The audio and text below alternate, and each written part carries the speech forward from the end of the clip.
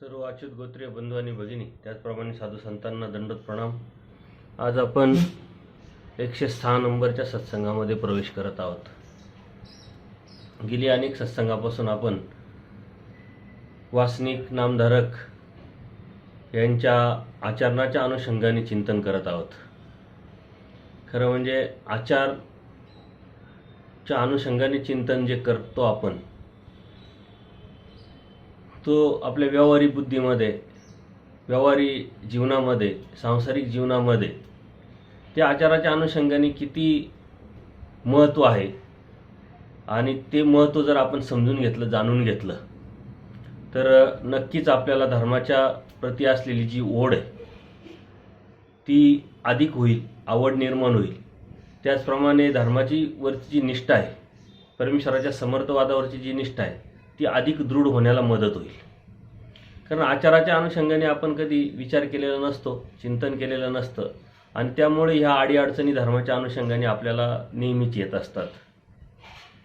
अनेक सत्संगापासून आपण जे नामधारक वासनिक यांच्या आचाराच्या अनुषंगाने विचार करतोय, त्याला उत्स्फूर्त असा सद्भक्तांचा प्रतिसाद लाभला।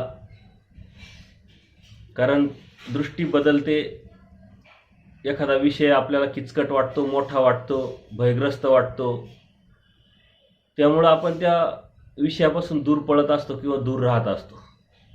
पण जेव्हा तो विषय समजतो, कळतो, त्यावेळेस नक्कीच त्या विषयाच्या संदर्भात आपल्याला एक वेगळी आवड निर्माण होते, वेध निर्माण होतो आणि म्हणून हे सत्संग आपण घेतोय। अशा अनेक सत्संग आचाराच्या अनुषंगाने होतील। कारण परमेश्वरांनी सूत्रपाठाच्या मध्ये 1237 सूत्र परमेश्वराच्या श्रीमुखीचे आपल्याला सांगितलेले आहे। त्यातले 9 प्रकरण गेल्यानंतर आचार आणि आचार मालिकेमध्ये, विचारा मालिकेमध्ये कितीतरी असे आचारपर सूत्र आहे। आचारामध्ये विचारपर आहे, विचारामध्ये आचारपर आहे, ते आपण बघतोय। ते कितीतरी सत्संग यावरती होतील। परंतु हे सत्संग ज्यावेळेस आपण ऐकतो, अभ्यासतो, ते बुद्धीला जड वाटतंय। खूप लोड घेतल्यानंतर आपल्याला ते जड वाटेल, ते नकोशी वाटेल। कारण खूप मोठा धर्म, खूप मोठं तत्त्वज्ञान, खूप मोठी आचारप्रणाली आणि आपल्याच्याने होईल की नाही ही भीती नेमकी आपल्यामध्ये कधीतरी निर्माण होत असते। परंतु भीती न बाळगता परमेश्वराने प्रत्येक सूत्राच्या अनुषंगाने जो हेतू सांगितलेला आहे, परत जी आपली भय काढून टाकण्यासाठी परमेश्वराने अनेक सूत्र जे आपल्याला सांगितलेले, त्याचं आपण चिंतन केलं पाहिजे, वेळोवेळी त्याचं मंथन केलं पाहिजे आपण। आणि नैसर्गिकरित्या ते करण्याचा जर आपण प्रयत्न केला तर आपल्याला त्याच्याविषयी जी भीती आहे किंवा भ्रम आहे किंवा संभ्रमावस्था आहे ती नक्कीच निघून जाईल। तर धर्म काही असा वेगळा नाही आहे, आपल्या जीवनाव्यतिरिक्त नाही आहे, आपल्या व्यतिरिक्त धर्म नाही आहे। आपण चालतो, आपल्याबरोबर धर्म असतो, आपण बसतो, आपल्याबरोबर धर्म असतो, आपण बोलतो, आपल्याबरोबर धर्म असतो, आपण ऐकतो, आपल्याबरोबर धर्म असतो, आपण जे उठतो, बसतो, बोलतो किंवा आपण जे जीवन जगत असतो तो म्हणजे धर्म आहे, वेगळं काही नाही आहे। आपण धर्माला काहीतरी एक वेगळं जर समजलो किंवा आजपर्यंत समजत आलो की विशिष्ट ठिकाणी गेलं की मग धर्माच्या गोष्टी करायच्या, विशिष्ट ठिकाणी गेलं का मग धर्माचं आचरण करायचं किंवा धर्मासारखं राहायचं, समाजात किंवा कुटुंबात आपल्याला धर्मासारखं राहता येणार नाही, एक भ्रम आपल्यामध्ये निर्माण झाला होता। परंतु ते नसून आपलं उठलं, बसलं, बोलणं हे एक धर्मच आहे आणि तो धर्म होऊन गेला पाहिजे। प्रीतिविखो होईल, म्हणजे तो जो विषय आहे तो आपला धर्माच्या अनुषंगाने जे आपण वागतोय, बोलतोय, तो विषय आपला झाला पाहिजे। आपलं ते नैसर्गिकरित्या तो आपला स्वभावच झालं पाहिजे।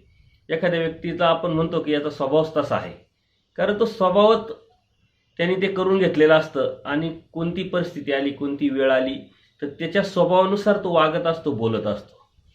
तसं धर्माला जर आपण स्वभाव बनवला, धर्माला जर आपला विषय बनवला, तरच आपल्या जीवनाला अर्थ आहे आणि तरच आपलं जीवन सुंदरतेने आपल्याला जगता येईल। अन्यथा जर आपल्या जीवनामध्ये धर्म नसेल, धर्माची आचारप्रणाली, तत्वप्रणाली जर नसेल तर त्या जीवनाला काही अर्थ राहणार नाही। आणि म्हणून आपल्या जीवनामध्ये जो अर्थ आहे तो म्हणजे धर्म आहे। आपल्या जीवनामध्ये जो किंमत आहे ती धर्मामुळे आहे। आपलं जीवन जे आपल्याला भेटलंय ते धर्मामुळं भेटलेलं आहे. कारण कळत न कळत आपल्याकडून एखादी अशी क्रिया घडली ती धर्माची आहे आणि म्हणून आपल्याला जीवन भेटलेलं आहे. हे जर आपण लक्षात घेतलं आणि जाणून घेतलं तर नक्की धर्माविषयी जी आपली मनामधली जी संभ्रमावस्था किंवा भीती आहे ती निघून जाईल आणि चालता बोलता उठता बसता आपण धर्म सांभाळायला सुरुवात करू. एक मनात एकदा चौकट आखून टाकली, एक मनात आपली नियमावली जर आखून टाकली तर समाजामध्ये राहत असताना वावरत असताना जे प्रसंग येत असतात, अडीअडचणी येत असतात, चढउतार येत असतात, त्यावेळेस धर्म आपल्याला साथ देत असतो. ती सदसद विवेकबुद्धी जागृत असल्यामुळं आपल्याला लगेच सांगत असतं की धर्मामध्ये बसत नाही, हे आपण करणं योग्य की अयोग्य. योग्य असेल तर आपण करतो, अयोग्य असेल तर आपण नाकारतो. हे धर्मच आपल्याला करायला लावत असतो. म्हणून संत सामुग्री असंत सामुग्री दोन्ही आपल्यामध्ये आहे. संत सामुग्री म्हणजे चांगली विचाराची, चांगल्या आचाराची, चांगल्या तत्वाची ही जी सामुग्री आहे ती आपल्यामध्ये आहे. तशीच असंत सामुग्री पण आहे. कारण आदमती आदगती आदरती या अनुषंगाने आपण जर जीवाच्या अनादि अविद्येच्या अनुषंगाने, दोषाच्या अनुषंगाने विचार केला तर असंत सामुग्री पण आहे आपल्याकडं. वाईट विचार करणं, वाईट प्रवृत्ती आहे, वाईट कृती आहे, सर्वच आहे. परंतु आपण आता कोणाच्या संगतीत आहोत, कोणाच्या संगतीत आपल्याला बसायचं आहे, कोणाच्या संगतीला आपल्याला बसवायचं आहे, त्या अनुषंगाने ते डेव्हलप होणार आहे. वाईट व्यक्तीच्या संगतीत जर आपण गेलो तर असंत सामुग्री डेव्हलप होते, चांगल्या संगतीत गेलो तर संत सामुग्री डेव्हलप होते. आणि धर्माव्यतिरिक्त जगात काहीच चांगलं नाही आहे, धर्माव्यतिरिक्त जगात काही संत नाही आहे. म्हणून धर्मामध्ये आपण जर बसलो आणि धर्माच्या अनुषंगाने जगायला सुरुवात केली तर नक्कीच आपलं जीवन हे धर्माच्या अनुषंगाने आकाराला येतं आणि धर्माच्या अनुषंगाने आपली प्रगती होत असते. धर्मासाठी अशी विशिष्ट वेळ घेऊन विशिष्ट कृती करून प्रगती करायची नसते. धर्म आपल्याला प्रगती करायला लावतो. फक्त आपण धर्म समजून घेऊन, जाणून घेऊन तसं वागायला सुरुवात केली, तसं बोलायला सुरुवात केली, तसं करायला सुरुवात केली का धर्म आपल्याला बरोबर प्रगतीला घेऊन जात असतो. कोणतीही गोष्ट सहजासहजी होत नाही, कोणतीही गोष्ट लगेच होत नाही. परंतु प्रयत्न जर केला तर नक्कीच त्या गोष्टीवरती आपल्याला जाता येतं, आपल्या त्या कृतीवरती जाता येतं. एखादी फायद्याची गोष्ट आपल्याला दिसली तर आपण किती अडीअडचणी असो, संकट असो, ती करण्याचा का प्रयत्न करतो तर आपल्याला फायदा दिसतो. धर्माव्यतिरिक्त जगात सर्वात मोठा फायदा कोणताच नाही आहे. सर्वात श्रेष्ठ, सर्वात मोठा जो फायदा जर असेल तर धर्म आहे. तो आपल्याला दिसला पाहिजे आणि तो दिसण्यासाठी, तो पाहण्यासाठी, तो समजण्यासाठी, त्याची जाणीव आणि त्याची प्रतीती येण्यासाठी आपल्याला धर्मतत्वज्ञान अभ्यासणं अत्यंत गरजेचं आहे. जेव्हा ते अभ्यासू आपण तेव्हा आपल्याला ती जाणीव होईल आणि ती जाणीव झाली का मग आपल्याला नफा कळेल, प्रॉफिट कळेल. एकदा का आपल्या जीवनाचा हिताच्या अनुषंगाने आपण विचार करायला लागू, ऊर्ध्वगतीच्या अनुषंगाने विचार करायला लागू आणि नफ्या तोट्याच्या अनुषंगाने नफ्याचा विचार करू, तेव्हा मात्र आपल्याला सर्वात जास्त नफा धर्मामध्ये दिसेल. आणि सर्वात जास्त नफा जिथं असेल ते आपोआपच आपल्याला किती त्रासदायक असेल, किती कष्टप्रद असेल, किती अडचणीचा असेल तरी आपण करायला सुरुवात करतो. म्हणून धर्म ही जी गोष्ट आहे ही खूप काही टेन्शन घेऊन करण्याचा विषय नाही आहे. परमार्ग तुमचं जीवन किंगा, परमेश्वराने स्पष्ट सांगितलंय, परमार्ग तुमचं जीवन झालं पाहिजे. म्हणजे धर्म हे तुमचं जीवन झालं पाहिजे, लाईफस्टाईल झाली पाहिजे. धर्मानुसार वागणं, धर्मानुसार बोलणं, त्याला अशी विशिष्ट वेळ, विशिष्ट त्याला सांगणं, त्याला आठवण करून देणं असं झालं नाही पाहिजे. स्वभावत नैसर्गिकरित्या त्या धर्माने जेव्हा आपण जगायला सुरुवात करू तेव्हा खऱ्या अर्थाने धर्माची प्रगती, खऱ्या अर्थाने परमेश्वराची प्रसन्नता आपल्याला मिळेल. पण आपण हे जे सूत्र बघतोय ते सूत्र वेगवेगळ्या पद्धतीनं अनेक सूत्रांचे एक सारखे अभ्यास केल्यानंतर आपल्याला लक्षात येईल की त्याचे जे अर्थ आहे ते असे एकमेकावरती आधारित आहे, सारखेपणा आहे त्याच्यामध्ये. परंतु त्याचा जो हेतू आहे तो वेगळा आहे. त्याचा जो प्रसंगानुरूप परमेश्वराने जे सांगितलेलं आहे ते वेगळं पण आहे. आणि ते धर्माचं वेगळं पण जर आपण जाणून घेतलं, समजून घेतलं तर नक्कीच आपलं वेगळं पण समाजामध्ये दिसेल. कारण आपण कसं वागतो, कसं बोलतो त्याच्यानुसार धर्म लोकांना दिसत असतो. आपल्याला लोकांसाठी करायचं नसलं तरी पण आपण आपल्यासाठी करताना ते आपोआप अनुषंगिक होत असतं. आणि मग एक धर्माला धर्म दिजे अशा पद्धतीनं एक धर्माचं काम, धर्माचं मिशन आपण करत असताना परमेश्वराची प्रसन्नता आपल्याला नक्कीच लाभत असते. मागच्या वेळेस आपण जे सूत्र बघितले त्या सूत्राच्या अनुषंगाने तुम्ही नक्कीच चिंतन केलं असेल परमेश्वर भज्य संबंध वंदे संबंध वेगवेगळ्या प्रकारचे परमेश्वरांनी मग आपल्याला सांगितलेले आहे आणि ते आपल्याला वंदनीय आहे. कारण ज्ञानलक्षण संबंध आहे ते आपण एका सत्संगामध्ये परमेश्वराचे संबंध म्हणजे परमेश्वराची जे दान आहे ते आपण बघितले. संबंध दान, ग्रहण दान, कैवल्य दान, हे जे दाने आहे परमेश्वराचे ते आपण बघितले. त्यात ह्या संबंधाच्या अनुषंगाने चिंतन केलेलं आहे. तर इतकं सोपं आणि सरळ परमेश्वरांनी या धर्माची मांडणी केली आहे की आपल्याला ज्या विषयाचा प्रश्न पडतो तो विषय आपण जर अभ्यासला का आपल्याला त्या विषयाचा प्रश्न जो आहे ते उत्तर भेटतं आणि निकाली लागतं. तुमच्या मनामध्ये जर संबंधाच्या संदर्भात चर्चा किंवा प्रश्न निर्माण झाले का ते परमेश्वराची चार दाने, परमेश्वराची दाने हा सत्संग ऐकला का तुमच्या मनातले ज्या संभ्रमावस्था किंवा प्रश्न ते आपापच निघून जातात. आणि असे सद्भक्त अनेक प्रतिक्रिया देतात. आमच्या मनामध्ये असे प्रश्न होते, अशा अडचणी होतात, असे प्रश्न निर्माण झाल्यामुळं आम्ही सत्संग ऐकला, ते प्रश्न निघून गेले, निकाली निघाले. आणि त्यामुळं मनामध्ये कितीतरी सद्भक्तांच्या मनामध्ये प्रश्न आहे. आता चिकित्सा निर्माण झाली, ओढ निर्माण झाली, प्रश्न आहे. मग ते प्रश्नाचं उत्तर नक्कीच पुढच्या सत्संगामध्ये भेटेल अशी वासना ठेवून ही भक्त मंडळी पुढच्या सत्संगाची वाट पाहत असते. परंतु वेळ, काळ, परिस्थिती, खूप काही सत्संग ऐकले म्हणजे मग आपल्याला खूप ज्ञान होईल असंही नाही आहे. कारण ते पचलं पाहिजे, ते रुचलं पाहिजे, त्याचं चिंतन करून आपण आपल्या हृदयात बसवलं पाहिजे, हळूहळू त्या गोष्टी घेतल्या पाहिजे. म्हणून जे संबंध आहेत परमेश्वराने त्यातले बरेचसे संबंध आपल्याला सांगितले. ज्ञानलक्षण संबंध, जे चेतन संबंध आहे, साधू संत असतील, गुरुजन असतील, नामधारक असेल, वासनिक असेल, त्याला आपण वंदन करत असतो. समवाय लक्षण संबंध आहे, सेवा लक्षण संबंध आहे, संयोग लक्षण संबंध आहे किंवा विघातक लक्षण संबंध आहे. असे 5 संबंध परमेश्वरांनी सांगितलेले. तर हे जे अगोदरचे 4 आहे ते वंदनीय, पूजनीय आहे. आणि शेवटचं जे आपल्याला स्मरणीय पण नाही, वंदनीय पण नाही, पूजनीय पण नाही, विघातक. परमेश्वराचं काय वक्त करावं, चुकीचं करावं अशी भावना निर्माण होऊन त्या गोष्टी ज्या केल्या जातात त्याला विघातक संबंध म्हणतात. तर असे संबंध जे गेलेले, संबंधाला परमेश्वर म्हणतात, जे जे गेलेले ते तुम्हाला वंदनीय, पूजनीय. आणि आपण त्या अनुषंगाने विचार केला. कारण आज समाजामध्ये अशी काही एक वर्ग आहे का तो संभ्रमावस्था पोचवत असतो, संभ्रमावस्था निर्माण करत असतो, प्रश्न निर्माण करत असतो. खरं म्हणजे जसं आहे तसं ज्ञान योग्य गुरुजनांकडून न ऐकल्यामुळं ह्या संभ्रमावस्था समाजामध्ये निर्माण करणारी मंडळी आज उदयास आलेली आहे. योग्य काय आणि अयोग्य काय यातला नेमका फरक न कळाल्यामुळं स्थानाच्या बाबतीत, विशेषाच्या बाबतीत, साधू संतांच्या बाबतीत असे बोलणारे आणि संभ्रमावस्था निर्माण करणारे लोक आहे. म्हणून यावरती जास्त विचार केला पाहिजे. कारण त्याचे कितीतरी प्रमाण आपल्याला लीळाचरित्रामध्ये सापडतात. आणि ही आजकालची परंपरा नाही आहे, आजकालची धर्म नाही आहे. 850 वर्षापासून हा धर्म आपल्यापर्यंत आलेला आहे.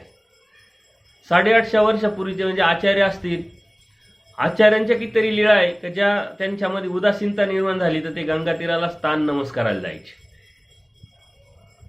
कितीतरी वेळा ते स्थान नमस केलेलं आहे. त्यांनी स्थानाची बांधणी केली. परमेश्वर सांगतात, आटन विजन भिक्षा भोजन जे करतो आपण, आटन जे करतात निरुद्देश करावे. परंतु ते जर होत नसेल तर मग स्थानाच्या क्रमाने आपण स्थान करत करत केलं पाहिजे. म्हणजे स्थान हा विषय आहे, विशेष हा जो विषय आहे, देवपूजा हा विषय आपल्या जीवनातला एक अविभाज्य भाग आहे. परंतु त्यावरती संभ्रमावस्था निर्माण करणारी आज समाजामध्ये मंडळी आहे. म्हणून त्याच्यावरती जास्त विचार केला पाहिजे, चिंतन केलं पाहिजे. त्याचं प्रमाण खूप आहे. हा ठीक आहे, देवपूजेच्या नावाखाली ज्या चुकीच्या गोष्टी किंवा मर्यादा ओलांडून अंधश्रद्धा पसरवल्या जातात त्याला विरोध झाला पाहिजे. कारण एक विषय असेल, आपल्या गुरुजनांकडून प्रसन्नतेने आपल्याला जो भेटलेला आहे तो आपल्यासाठी अत्यंत महत्त्वाचा भाग आहे, अत्यंत महत्त्वाची वस्तू आहे. त्याचं वंदन पूजन करणं, आपण सांभाळ करणं हे आपलं कर्तव्य आहे. परंतु मग ते विकत घेणं, कोणाकडून तरी ते मिळवणं, त्याच्या नावाखाली विशेषाच्या पेट्या आज बनवल्या जातात. त्या अनुषंगाने हे लोकांनी बोललं पाहिजे. परंतु हे चुकीचं चाललंय म्हणून स्थानालाच किंवा देवपूजेलाच किंवा साधू संतांचं जे पूजन होतंय त्यालाच नाव ठेवणं किंवा नकारात्मक भावना किंवा विचारधारा समाजामध्ये पसरवणं हे चुकीचं आहे. त्याच्यामुळे जशा आहेत तशा गोष्टी आपण जर समजून घेतल्या आणि नंतर प्रतिक्रिया दिल्या किंवा समजून सांगितलं तर ती गोष्ट धर्माची बाजूनी होते. म्हणून संबंध जे आहे परमेश्वराने आपल्याला नामधारकालाही संबंध दिलाय, वासनिकालाही संबंध दिलाय, साधू संतांना संबंध दिलेला आहे. संबंध म्हणजे स्पर्श, बोधरूपी स्पर्श आपल्याला दिलेला आहे, ज्ञानवाचक संबंध आपल्याला दिलेला आहे आणि म्हणून आपल्याला एकामेकाचं वंदन करतो. तसंच स्थान जे आहे, स्थान आणि प्रसाद, इथं परमेश्वरांनी दया, माया, कृपा, करुणा निक्षेप केलेला आहे. स्थानाच्या ठिकाणी माया प्रदान, अनुषंगिक कृपा अशी शक्ती परमेश्वराने दिलेली आहे. तेच प्रसादाच्या ठिकाणी कृपा मुख्य, माया अनुषंगिक अशा पद्धतीनं आपण त्याचं वंदन करतो. अनेक धर्मामध्ये अनेक लोक असतात, जसं यात्रेमध्ये हौसे गौशे 900 लोक असतात, तशा पद्धतीने धर्मामध्ये अनेक लोक असतात. अनेक प्रवृत्तीचे, अनेक विचाराचे लोक असतात, दृष्टपर भक्ती करणारे लोक असतात. त्यांना ते अपेक्षित त्याला पुरवायचं काम परमेश्वर करत असतात आणि स्थानाच्या माध्यमातून होत असतं. कारण तुमची भक्ती, कोणता हेतू आहे त्या भक्तीमध्ये, कोणता भाव आहे त्या हेतूमध्ये, त्यानुसारच तुम्हाला फळ भेटत असतं. आणि म्हणून आपली भक्ती दृष्टपर की अदृष्टपर, देवतेची का परमेश्वराची, आपल्याला आपल्या जीवनाचं ध्येय काय, आपल्याला काय मिळवायचं एकदा क्लिअर झालं की नंतर आपोआपच त्या भक्तीला तो जीव लागतो आणि तेव्हाच तो ज्ञानावरती जातो, तेव्हाच आचारा विचाराच्या, तत्वाच्या, सिद्धांताच्या गोष्टी करतो. आपोआप कोणीच काहीच करत नाही. त्याच्यामुळे एखादा विषय जर समजला तर त्याच्यावरती बोलणं आहे, समजून घेतला तर त्यावरती करणं आहे, समजलाच नाही तर त्यावरती चुकीचं बोलणं हे आपोआपच ओघाने येतं. हा नैसर्गिक प्रवृत्ती असते जीवाची. परंतु आपण या प्रवृत्तीपासून सावध राहिलं पाहिजे, कारण कालानुक्रमे या गोष्टी बदलत राहतात. आजकाल स्वतंत्रतेच्या माध्यमातून किंवा अधिकाराच्या माध्यमातून कोणी कोणाला अडवत नाही. कोणी काही विचार मांडले, प्रतिक्रिया दिली तर त्याला कोणी विरोध करत नाही. विरोध केला तर वादाचे विषय होतात. त्यामुळं आपला धर्म आहे, आपण समजून घेणं, जसं आहे तसा समजून घेणं हे आपलं कर्तव्य आहे. आपण नाही समजून घेतलं तर कोणीतरी आपल्याला येऊन चुकीची गोष्ट जर आपल्याला सांगून गेली ना, आपण तेच खरं मानलं तर आपलं अहित आहे. कारण आपल्याला खरा धर्म माहीत नाही. खरा धर्म जेव्हा आपल्याला समजतो, कळतो, त्याचे तत्वसिद्धांताच्या बाजूने आपण चिंतन करतो, तेव्हा कोणी जरी आलं आणि कोणी काही सांगितलं तरी आपण डिस्टर्ब होत नाही, आपल्या मनामध्ये संभ्रमावस्था होत नाही आणि आपण त्या धर्माच्या अनुषंगाने आपला जो रस्ता आहे, आपली जी धार्मिक जी प्रगती आहे ती आपोआपच करत राहतो. आणि आपल्याला धर्म कळायला पाहिजे हा हट्ट धरा. आपण समजून घेणं हे आपलं कर्तव्य समजा. कोणीतरी सांगेल आणि मग ऐकू, हा भाव, हा हेतू, ही मानसिकता ठेवू नका. कारण आपला धर्म आपल्या हिताचा आहे, तो आपण समजून घेणं हे आपलं हित आहे, ते आपण करणं ते आपलं हित आहे. कोणीतरी सांगितल्याने ह्या गोष्टी होत नाही आणि सांगितल्याशिवाय समजत नाही. परंतु योग्य व्यक्ती, यथार्थ देणारी व्यक्ती, त्याकडून, आपल्या गुरुजनांकडून ही गोष्ट समजून घेतली किंवा चिंतन केलं, विचार केला, परमेश्वर सहाय्य करतात. त्याच्यामुळे या अनुषंगाने आपण विचार मागच्या वेळेस केला होता. हे विचार करत असताना अनेक सूत्राच्या अनुषंगाने आपल्याला काही गोष्टी राहून जात असतात, काही सद्भक्त आठवण पण करून देत असतात. कारण दोन्ही चारी भात वेळीती झाली तरी पोरा जीवाचे माथ्या डोळे जाता वेळूची न लगे. हे जे सूत्र आहे हे पर्वकाळच्या अनुषंगाने आलेलं आहे. कारण पर्वकाळाच्या वेळेस द्वादशांचं पर्व, द्वादशांनी आपल्या पूर्व शिष्य जे आहे, पूर्वश्रमीचे, त्यांच्याकडून करून घेतलं. तीच भावना ठेवून आचार्यांनी देवाचं पण पर्वकाळ करावा, पूजन करावं या अनुषंगाने नवीन कपडा घेतला, एक द्वादशांसाठी, एक देवासाठी. परंतु तो द्वादशांच्या लक्षात आल्यानंतर तो द्वादशांनी स्वतःहून परत आचार्यांकडून अर्पण करून घेतला आणि सांगितलं, मी तुझे गुरु आहे, ते माझे गुरु आहे, त्याच्यामुळे तू त्यांना काही द्यायचं नाही. ही प्रवृत्ती असते आणि आजकाल आपल्याला या प्रवृत्त्या दिसत असतात. परंतु तोच कपडा त्याच द्वादशांनी परत देवाला येऊन अर्पण केला, तेव्हा देवानी बाईसांना सांगितलं का कपडा धुवून टाका.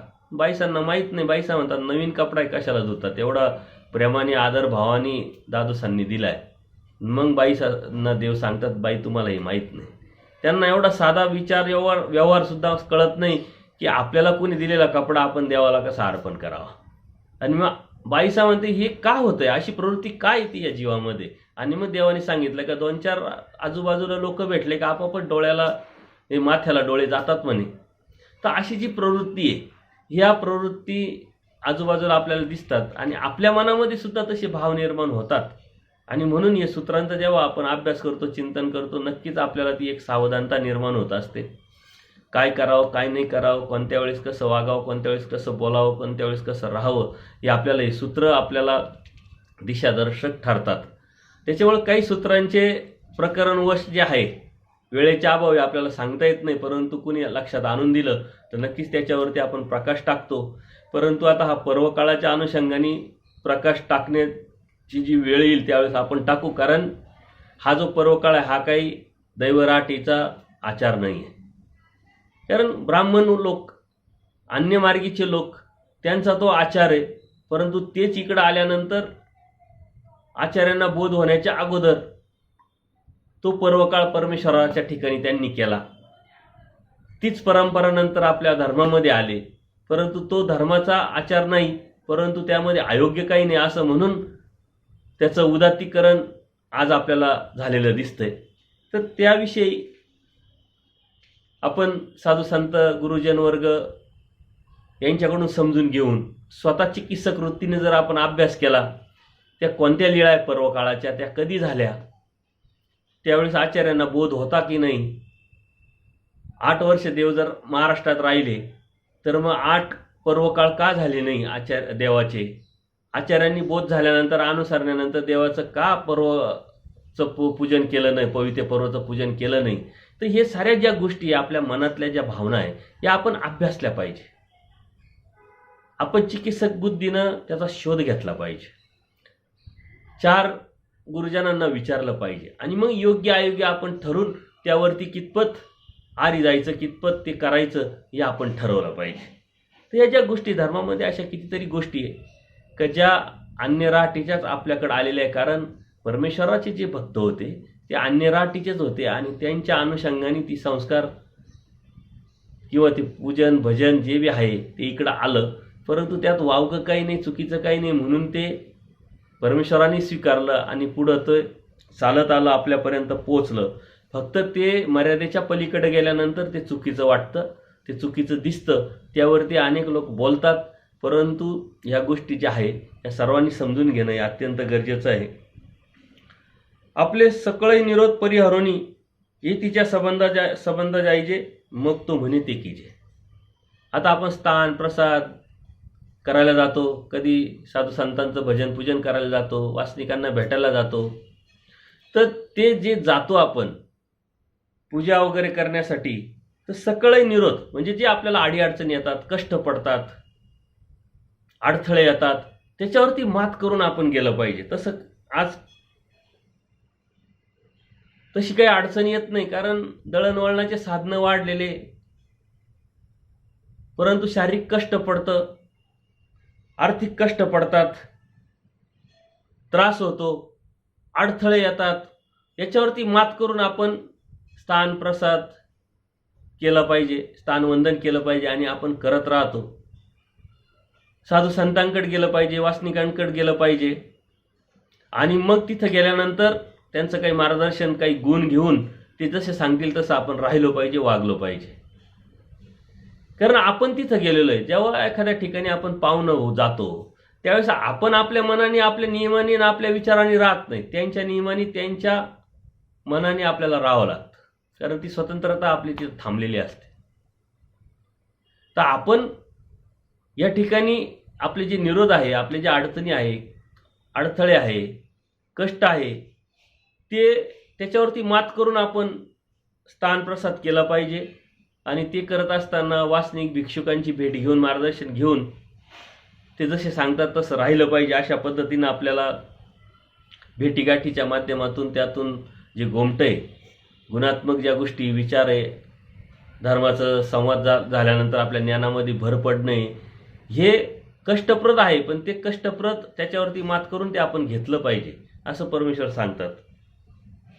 महात्म्यानी प्रिय वक्त्या होय, आता या सूत्राचं आपण बऱ्याच ठिकाणी बऱ्याच सत्संगामध्ये चिंतन केलेले. महात्म्यांनी प्रिय वक्त्यावे, म्हणजे गोड बोलावं.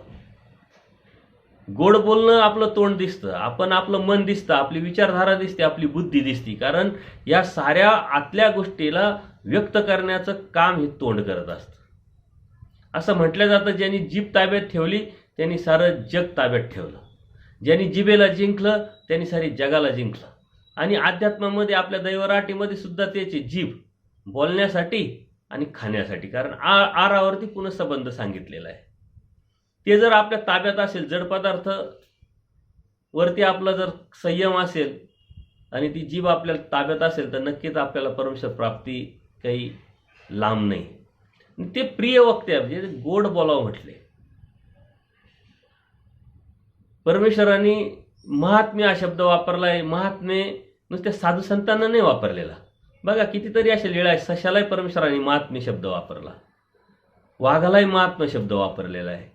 प्राण्यांना, नरकात गेलेल्या जीवांना जर परमेश्वर महात्मा शब्द वापरतात, तर मग त्यामध्ये नामधारक, वासनिक येणार नाही का? म्हणजे आपल्याला तो शब्द वापरलेला आहे. जर आपण गोड बोलायला लागलो तर दृष्टपर किती फायदा होईल आपला.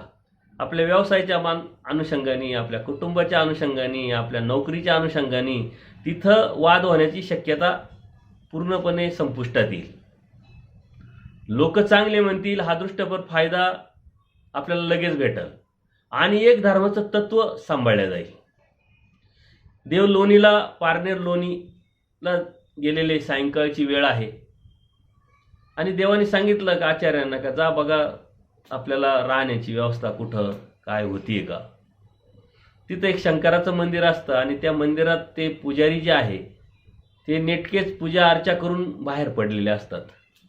आणि आचार्यांनी डायरेक्ट त्यांना आवाज दिला, ए गुरुओ. गुरु म्हणजे पुजारी. ओ गुरु, इथं काय आमची व्यवस्था, मंदिर हे ते त्याच्या अनुषंगाने त्यांनी विचारणा केली. परमेश्वराने सांगितलं तुम्ही महात्मे किंगा, तुम्ही प्रिय वक्ता व्हावे. त्या गुरुवाला गुरु म्हटल्यानंतर आपोआपच त्याला राग आला. परंतु ते लक्षात आल्यानंतर परमेश्वरांनी त्यांना जवळ केलं, जवळ बोलवलं, त्यांचं घरचं विचारलं, तुमचे कुटुंब निकीने आहे का, इथं कशी परिस्थिती. मग त्यांनी स्वतः गोड बोलल्यानंतर त्यांनी परमेश्वराची राहण्याची व्यवस्था केलीच. परंतु या सर्व साधकांना घेऊन गावामध्ये गेले, महाजनांना भेटले आणि जे संध्याकाळची वेळ आहे खाण्याची वेळीची व्यवस्था करून दिली. म्हणजे गोड बोलण्याने सर्वच फायदे होतात. आपण एखाद्या ड्रायव्हरला ड्रायव्हर म्हटलं, कंडक्टरला कंडक्टर म्हटलं, राग येतो. परंतु तेच भाऊ दादा म्हटलं, एखाद्या स्त्रीला आपण आदरपूर्वक आदरवाचक जर शब्द बोललो, ताई, अक्का, मावशी जे बी असेल ते, तर नक्कीच आपल्याविषयी त्यांची दृष्टी बदलत असते. आणि ती आपली संस्कृती, तो आपला संस्कार आहे, आपला धर्म पण आहे. त्याच्यामुळे महात्म्यांनी प्रिय वक्तव्य, दैवराटीच्या जीवानीच नाही सर्वांनीच जर गोड बोललं तर जगातली जी अशांतता आहे किंवा वाद आहे ते आपोआपच संपुष्टात येतील. परंतु संत आणि असंत सामग्री दोन्ही असल्यानंतर आपण गोड बोलणारे, कधीतरी वाद जर झाला तर आपण सर्वात वाईट बोलणारे पण ठरतो. पण त्याचं भान जर आपण ठेवलं तर गोड बोलण्याचं काम आपण जर सातत्य जर ठेवलं, ती जवळ सवय झाली, त्या जिभेला ती सवय लागली पाहिजे, आपल्या त्या बुद्धीला सवय लागली पाहिजे. जसं आता आपली भाषा नसते, इंग्रजी असेल, तेलुगू असेल, आंध्र असेल, ही भाषा जरी आपण शिकायचं म्हटलं तर आपल्याला पहिले त्या जिभेला वळण लावावं लागतं. त्या भाषेतले काही शब्द आपल्याला ऐकायला आल्यानंतर, कानाला आल्यानंतर समजतील पण ती बोलता येत नाही. बोलता काय येत नाही तर आपल्याला त्या जिभेला ती सवय नसते. म्हणून जिभेला आपल्याला गोड बोलण्याची सवय लावावी लागेल. आणि ती जिभेचं जे कमांड आहे ते बुद्धीतून येत असतं. बुद्धीचं जे कमांड आहे ते अंतःकरणातून, मनातून येत असतं. त्या एकावर एक अवलंबून गोष्टी असल्यामुळे धर्माचं तत्वज्ञान, आचार प्रणाली अत्यंत सोपी होऊन जाते. आणि ती सोपी आचार प्रणाली आपण जर समजून घेतली तर आपल्या जीवनाचं एक अविभाज्य भाग जर तो झाला, आपली लाईफस्टाईल जर ती झाली, तर बघा किती फायदा होतो. आणि जर तुम्हाला हे प्रॅक्टिकल जर करून बघायचं असेल तर आपल्यापेक्षा लहान असेल, आपल्या घरातली कोणती व्यक्ती असेल, आपली पत्नी असेल, आपला मुलगा असेल, आपले भाऊ असतील, आपल्या बहिणी असतील, आवजावं घालायला सुरुवात करा.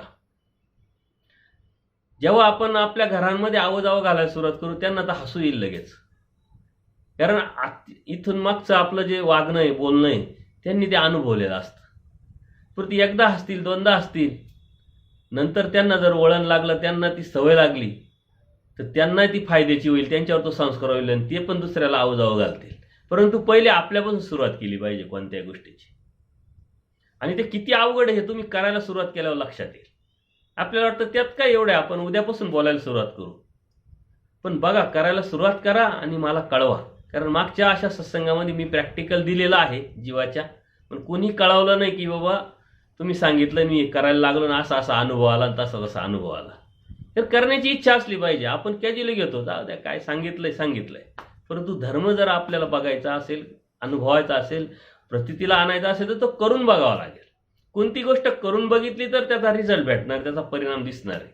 आणि जेव्हा परिणाम रिझल्ट दिसला का नंतर त्याच्यावरती आपली निष्ठा पक्की अजून वाढते. अरे बरोबर आहे, सांगितलं परमेश्वरांनी, आपण केलं, खरंच फायदा आपल्याला दिसला. तर ह्या ज्या गोष्टी आपण करून पाहिल्या पाहिजे. म्हणून परमेश्वराने सांगितलं महात्म्यानी प्रिय वाक्य व्हावे, गोड बोललं पाहिजे. कारण ते एका महात्म्याचं, एका दैवराटीचं, एका परमार्गाचं, एका नामधारकाचं, वासनिकाची, भिक्षुकांची एक ओळख येते. गोड बोललं पाहिजे. आणि हे गोड काही विशिष्ट लोकांसाठीच नाही, सर्वांसाठी. बघा, आपला स्वभाव असतो एखाद्याचा, खोटा बोलणं स्वभाव असेल, काही याचं त्याचं त्याला त्याचं याचं त्याचं लावायची सवय असतो स्वभाव. परंतु विशिष्ट लोकांसाठी नसतं. खोटं बोलायला लागला का तो माणूस स्वतः इतरांशी बोलतो, बायकोशी बोलतो, मुलांशी बोलतो, आपल्या कामगारांशी बोलतो, स्वतःशी खोटं बोलतो. कारण ती प्रवृत्ती त्याची. असं वर्गीकरण त्यांनी केलेलं नाही की यांच्याशी खोटं बोलायचं आणि यांच्याशी नाही बोलायचं. ती प्रवृत्ती असल्यामुळे तो सर्वांशीच खोटं बोलतो.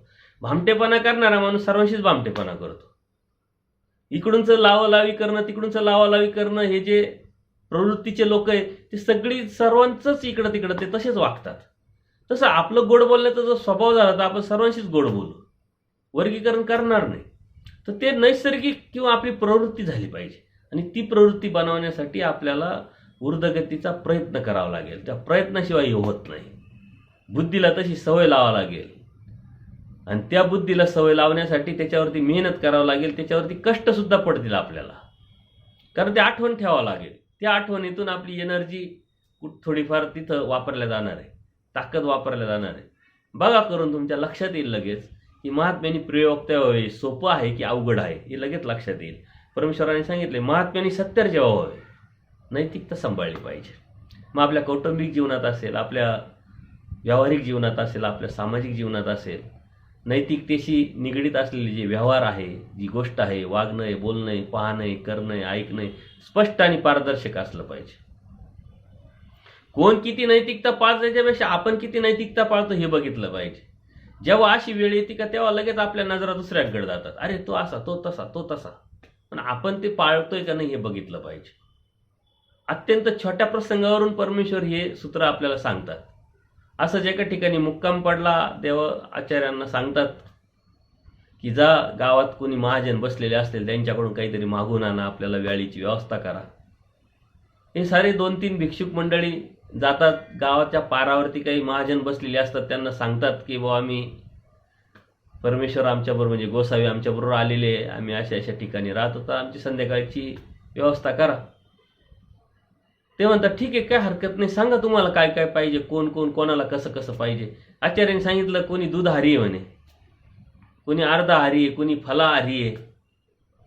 म्हणजे फक्त कोणी दूधच घेतं, कोणी फळच घेतं, कोणी जेवणच करतं. अशा पद्धतीने सांगितल्यानंतर त्यांनी त्या पद्धतीनेच व्यवस्था केली. दूध पण दिले, फळं पण दिले, धान्य दिले, स्वयंपाक करून दिला, जे बी आहे ते सर्व दिलं. आणि ते सर्व आणल्यानंतर देवापुढं ठेवल्यानंतर देव आचार्यांना सांगतात इथं कोण फलाहारी, कोण फळाहारी, कोण दुधाहारी. म्हणजे तुम्ही महात्मे, तुम्ही सत्यार जेव्हा व्हावे, तुम्ही जी नैतिकता आहे ती सांभाळली पाहिजे. तुम्ही हे खोटं नाटं सांगून हे आणण्याचं कारण काय, कशासाठी? जर खरंच असतं ते सांगितलं तर गोष्ट वेगळी आहे.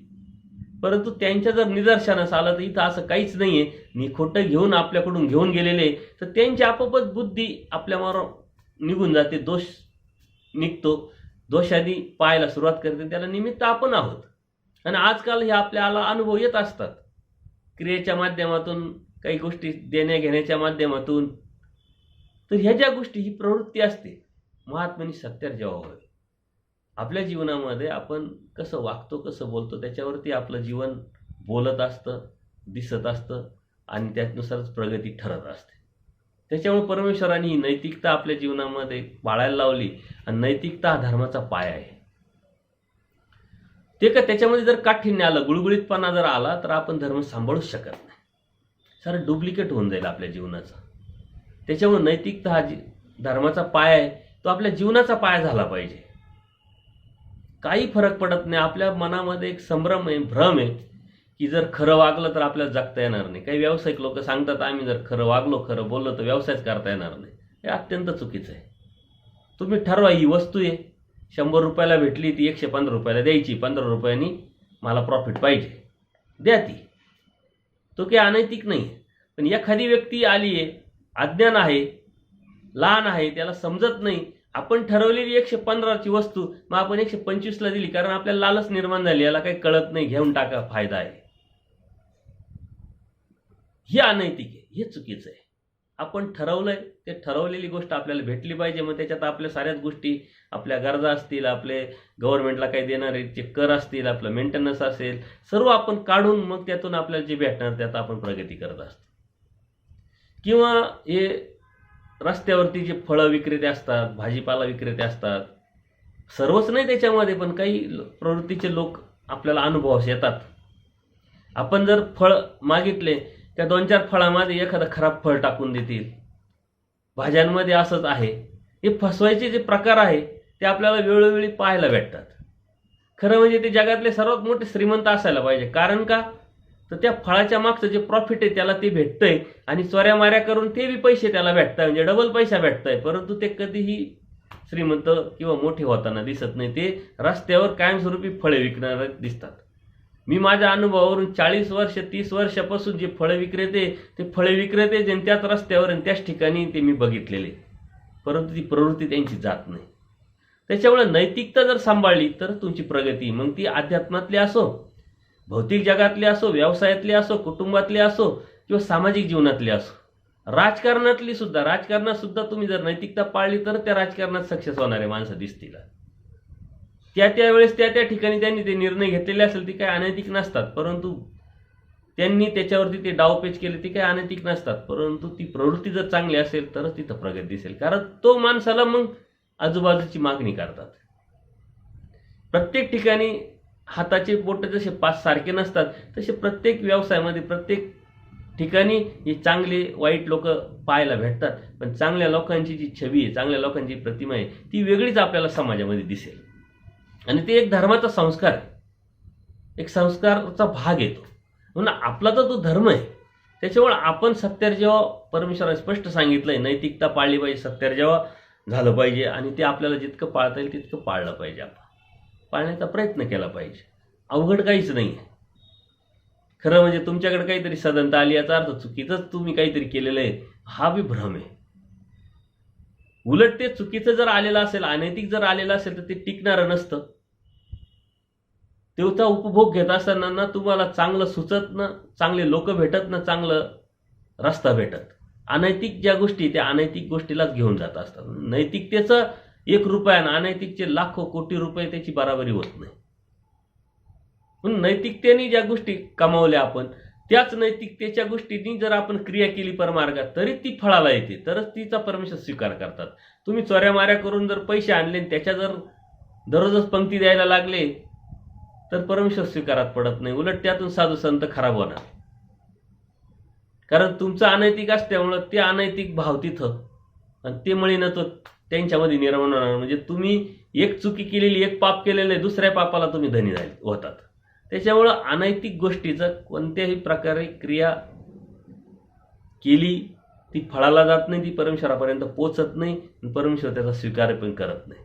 नाही तर येतं सोपं झालं असतं, इकडून किती पैसे कमवायचे आणि इकडं पाप करायचे आणि इकडं पुण्याला लावायचे, बेरीज वजाबाकी बरोबर आपण प्रगती झाली, सोपं झालं असतं. पण एवढं सोपं नाही धर्म. कष्टाची मिळवलेलं जे आहे आणि त्यातून जर अहेतुक क्रिया आपण केली तर ती फळाला जाते, तरच ते परमेश्वरापर्यंत पोहोचते. म्हणजे नैतिकतेला अत्यंत मोठं महत्त्व आहे धर्मामध्ये. तसंच आपल्या जीवनामध्ये ते असलं पाहिजे आणि त्याच पद्धतीनं आपण राहण्याचा वागण्याचा प्रयत्न केला पाहिजे. बटिका येत हसता येईल टिके न बोली जेव. परमेश्वर स्पष्ट सांगतात की भिक्षुक वासनिक जे आहे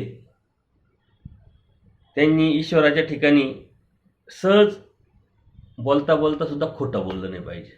आपण बोलतो सहज चेष्टेने खोटं बोलतो. हे व्यवहारात आपल्याला कितीतरी अनुभव येत असतात. बोलता बोलता बोलतो आणि नंतर म्हणतो नाही मी सहज बोललो. तर सहज बोलूनही ते खोटं आहे, ते खोटंच ठरतं आणि त्याचा परिणाम जो व्हायचा तो होतोच. प्रवृत्ती असते, त्याला आपण थांबवू शकत नाही. चेष्टेने खोटं बोलायचं नाही म्हटल्यानंतर बाकीच्या वेळेस तर खोटं बोलण्याचा विषयच येत नाही. स्पष्ट राहा, जे आहे ते राहा, जे आहे ते सांगा, जे आहे ते बोला.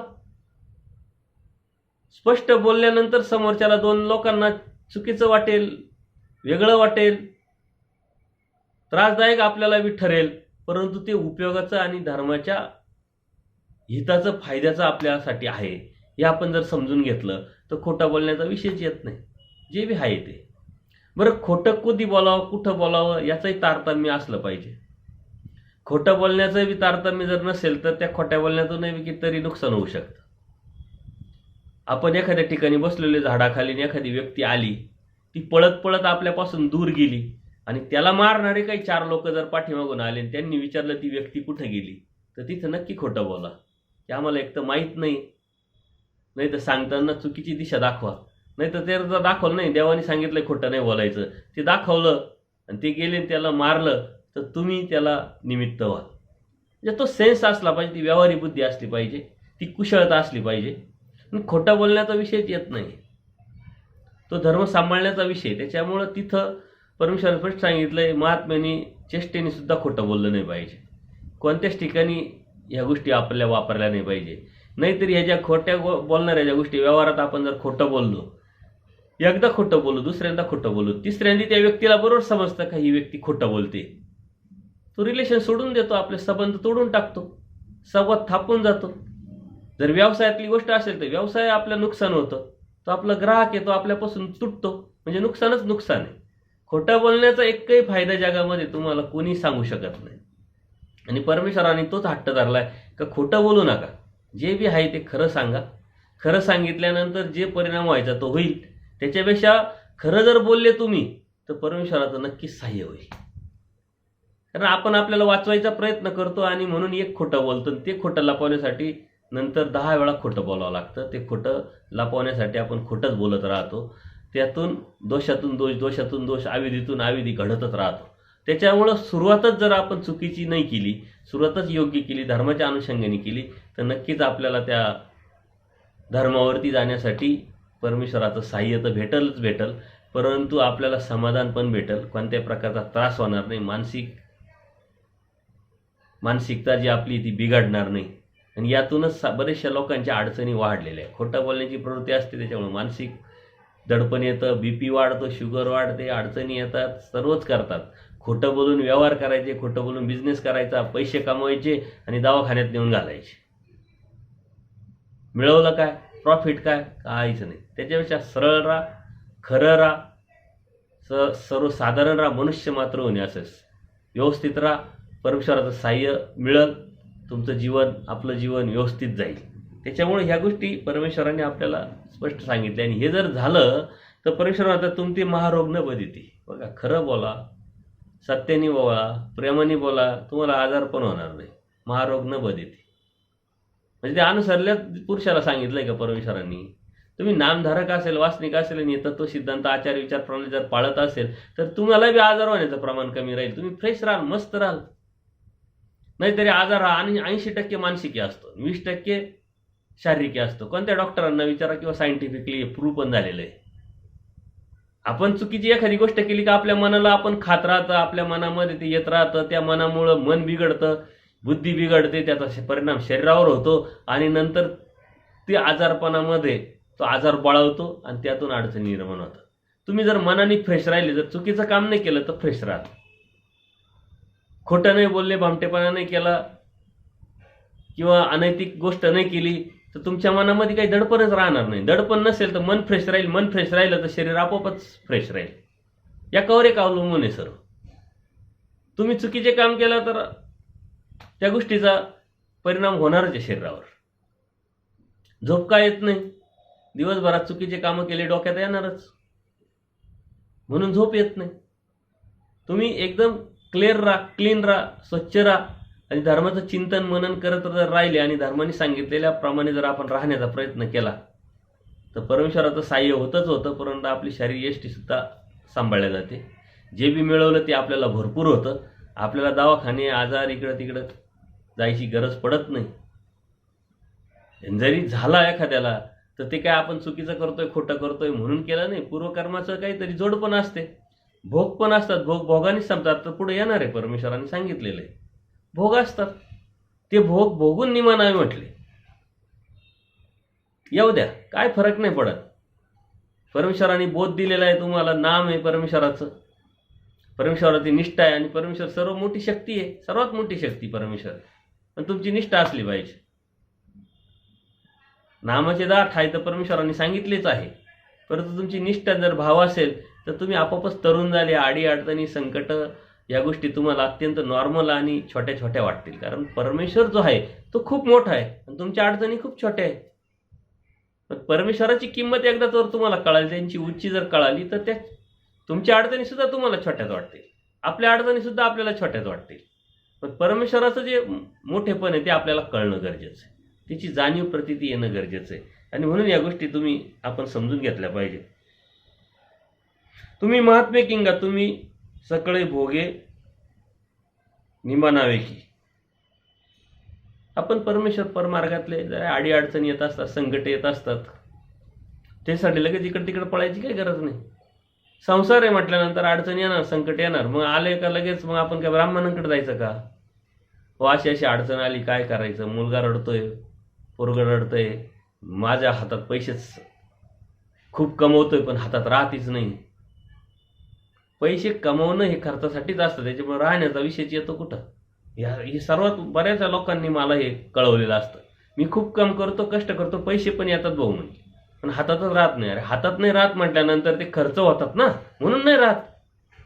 तू खर्च करतोय, तुला माहिती ना ताळमेळ. बघा, दररोजच्या व्यवसायाचं लिहिलेलं राहतं, क्रेडिट आणि डेबिट, आलेले पैसे आणि गेलेले पैसे. जर आपण दररोज ताळमेळ करतोय का एवढे पैसे आले एवढे पैसे गेले, बरं आले योग्य पद्धतीने आणि गेले योग्य पद्धतीने म्हटलं तर त्याचं दुःख काय करायचंय? त्याच्यामुळे ह्या ज्या गोष्टी आहे, अडीअडचणी संकट जर आले तर ते आपण थोडंसं संयमाने घेतलं पाहिजे.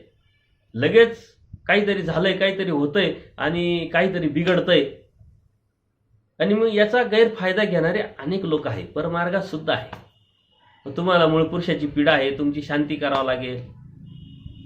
कर्मकांडाकडे घेऊन जाणारी व्यक्ती आहे, तुम्हाला 5-5, 7-7, 10-10 हजाराचा ताईत देतात. मग या स्थानावर जा, तिथं असं कर्मकांड करून घ्या, असे भिक्षुक आहे ते करून घेतात आणि आपल्या पद्धतीनं करतात म्हटले, परमार्गाच्या पद्धतीनं. आता परमार्गामध्ये ही पद्धतच नाही तर यांनी पद्धत आणली कुठून? तर ह्या ज्या गोष्टी आपण सावध होणं गरजेचं आहे. आपणही थोडं शांततेने आपल्या जीवनाचे भोग आहे, अडीअडचणी संकट आहे, ते आले ते 50% कारण ऋणाच्या दृष्टांताप्रमाणे 50% तर माफ केलेले देवाने, आलेले त्याची तीव्रता नाही आहे. सायंटिफिकली जर काही अडचण असली, तुम्हाला काही आलं, डोकं दुखलं, पाय दुखले, काय जे असले, तुम्ही डॉक्टरकडे गेले पाहिजे. तुम्हाला वाटतंय निष्ठा आहे, देवाकडे जा, विडा ठेवा, स्थानावर जा, स्मरण करा, चिंतन करा, त्यातून देव सहाय्य करतात. बरेच लोकांचे मला अनुभव आलेले असतात, फोन करत असतात की मला अशी अडचणी. एका व्यक्ती उपदेशी परंपरेचे, तो सतत थकलेला असायचा आणि जेवण व्यवस्थित जायचं, सर्व व्यवस्थित व्हायचं, तरी पण त्रास व्हायचा त्याला.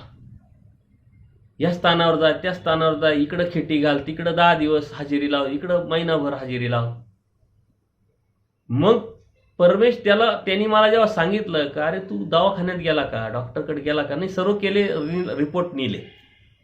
रिपोर्ट नेले, पण तू काय चेक केलं? तुझं B12 आहे, D3 आहे, प्रोटीन्स आहे, प्रथिने शरीरामध्ये असतात. शारीरिक कमतरता तुला जर जाणवते तर तुझ्या शरीरामध्ये काहीतरी कमतरता आहे म्हणून जाणवते. आणि ते जेव्हा त्याला मी चेक करायला लावलं, त्याला शुगरचा आजार होता.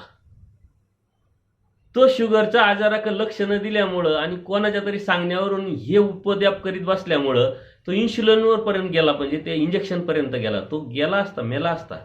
परंतु ते डॉक्टरकडे गेल्यानंतर ते निदान झालं आणि मग इन्शुलिनचे इंजेक्शन मारायला लागला. आज तो मुलगा व्यवस्थित आहे. असे कितीतरी अनुभव आहे.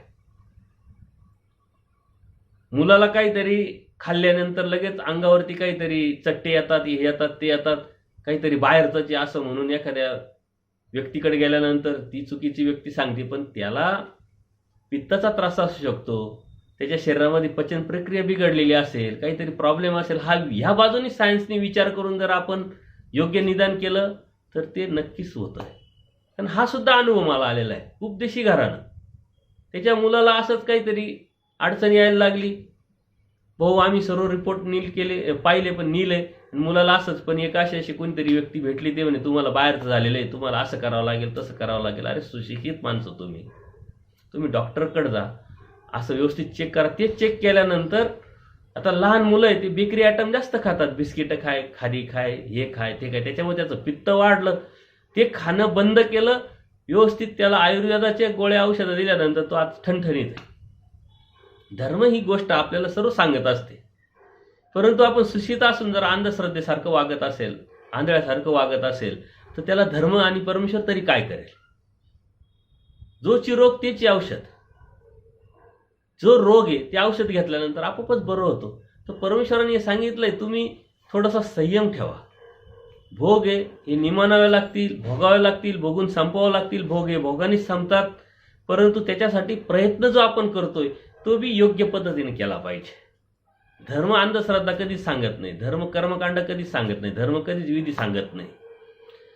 आपण आत्तापर्यंत जेवढे सूत्र बघितले आणि पुढे बघणार आहे त्याच्यामध्ये कर्मकांड, विधी, अंधश्रद्धा जर तुम्हाला आढळली तर सांगा मला. एकही लीळा, एकही सूत्र, एकही दृष्टांत अंधश्रद्धेवर आधारित नाही. इतका सायंटिफिकली परमेश्वराने सांगितलेला धर्म, इतका सुंदर धर्म, इतका श्रेष्ठ धर्म जर आपल्याला कळत नसेल तर आपल्यासारखे मूर्ख आपणच आहोत, आपल्यासारखे अज्ञानी आपणच आहोत. दैवराटीत असलेल्या माणसाला या गोष्टीची कधीच गरज पडली नाही पाहिजे आणि कधी टेन्शन आलं नाही पाहिजे. कारण परमेश्वराने प्रत्येक प्रश्नाचं उत्तर आपल्याला देऊन टाकलेलं आहे. एखादी लीळा जरी आली पंचकौलाचार्याच्या अनुषंगाने तर ते पकडून आपण ते अंधश्रद्धा पसरवणं हे चुकीचं आहे. मागच्या वेळेस सांगितलं काकू कक्षा भावार्थ प्रकरण जाणलं पाहिजे. तो हेतू, ती लीळा, तो उद्देश, परमेश्वराचं ते वागणं, बोलणं, सांगणं तेवढ्या पुरतं काय आहे हे समजून जर नाही घेतलं तर कोणतंही प्रकरण, कोणतंही बी प्रमाण कुठे जर लावलं तर ते चुकीचंच होणार.